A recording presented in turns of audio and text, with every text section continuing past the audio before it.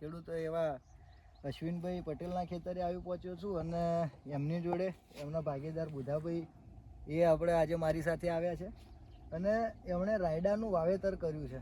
તો રાયડાની અંદર હું તમને બતાવીશ કે અત્યારે તમે જોઈ શકો છો આ જે સિંગો છે એકદમ જાડી ભરાવદાર અને વ્યવસ્થિત છે. તો બુધાભાઈ આજે તમારી રાયડાની સિંગો છે બરાબર, જનરલી તમે જુઓ તો આ જે સિંગ કહેવાય ને તો આને સિંગ આમ ખરેખર જોવા જાવ તો ગવારના સિંગ જેવી સિંગ છે બરાબર. આ ગવારના સિંગ જેવી જ છે ને પણ છે રાયડાની સિંગ. તો તમે એવું શું કર્યું હતું કે આ રાયડો આવો થયો? મેં આ જેવી કંપનીનું પોટાશ છોટ્યું.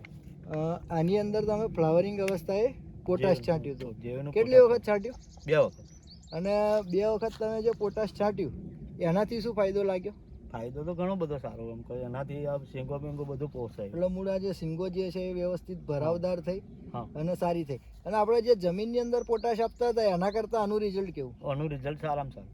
જે આપણે જનરલી જમીનની અંદર આપીએ છે એના કરતાં સ્પ્રે વાળું સારું અને સસ્તું પડે બરાબર છે.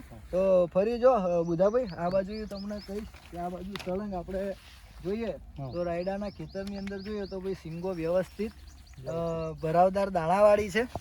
અને હું ખેડૂત મિત્રોને બતાવવા માંગીશ નજીકથી કે જો આ જે શીંગો છે એ વ્યવસ્થિત એકદમ ભરાવદાર અને દાણાવાળી છે. તો બુધાભાઈ આની અંદર તમે પોટાશનો જે સ્પ્રે કર્યો એનાથી તમને રિઝલ્ટ કેવું લાગ્યું? રિઝલ્ટ સારામાં સારું. અને આપણે જે પેલું 50 કિલો વાળું પોટાશ જમીનમાં આપતા હતા એના કરતાં રિઝલ્ટ બી સારું, એના કરતાં મૂળ જે આ છંટકાવ વાળું પોટાશ છે એનું રિઝલ્ટ તમને સારું લાગ્યું. ખૂબ ખૂબ ધન્યવાદ.